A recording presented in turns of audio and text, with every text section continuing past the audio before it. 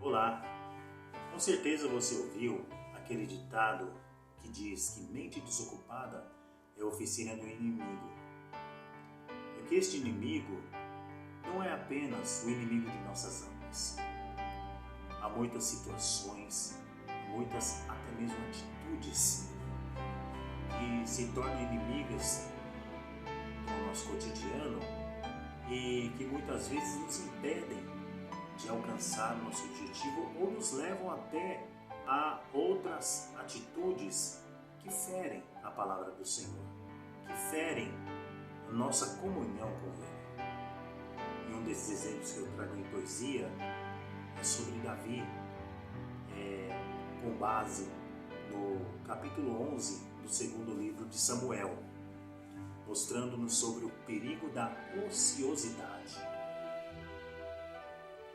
Bem no tempo em que os reis saíam à guerra, Davi manda Joabe a pelejar com soldados contra Amon e Rabá, porém ele ficou em sua terra.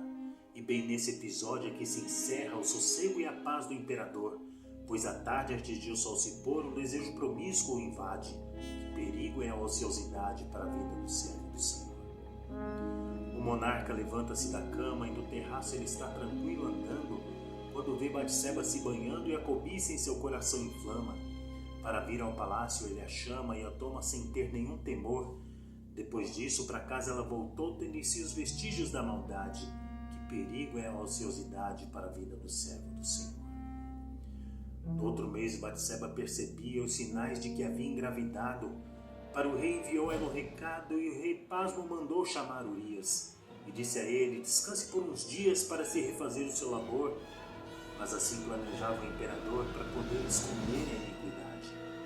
Que perigo é a ociosidade para a vida do servo do Senhor. Mas Urias, em vez de ir para o seu lar, lá na casa real ele ficou. Com os servos do rei se acostou e ao sabê-lo Davi veio indagar: você está já cansado de lutar, por que não se refaz o seu labor?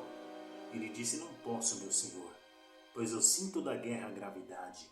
Que perigo é a ociosidade para a vida do servo do Senhor. E Davi muda então o estratagema, manda Urias ficar lá no palácio. Com este ardil para o rei seria fácil se livrar do que achava ser problema. E o convida a qual parte do esquema para banquetear com seu senhor. E o embebeda com vinho do horror, só causando o aumento da maldade. Que perigo é a ociosidade para a vida do servo do Senhor. A intenção do monarca era fazer com que Urias descesse para o seu lar e com sua esposa ele fosse se deitar, desse modo fazendo parecer que era Urias o pai do tenro ser. Mas Urias ficou e se acostou com os servos do seu imperador e em Davi cresce a intranquilidade. Que perigo é a ociosidade para a vida do servo do Senhor.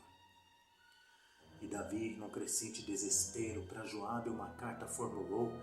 Na tal carta o monarca decretou a sentença de morte do guerreiro. Enviou por Urias, que ligeiro entregou o escrito ao seu senhor. Na peleja tombou o lutador, vitimado por grande crueldade. Perigo é a ociosidade para a vida do servo do Senhor. Sob ordens o arauto então correu a anunciar a Davi novas da guerra e informar para o rei daquela terra sobre a morte de Urias o heteu. A notícia a princípio pareceu dar alívio ao nobre imperador, mas mostrou do monarca o desvalor ante os olhos do Pai da eternidade. Que perigo é a ociosidade para a vida do servo do Senhor. Batseba, ao ouvir que o esposo na batalha perdera sua vida, pôs-se em pranto e tristeza incontida, não sabendo do plano tenebroso.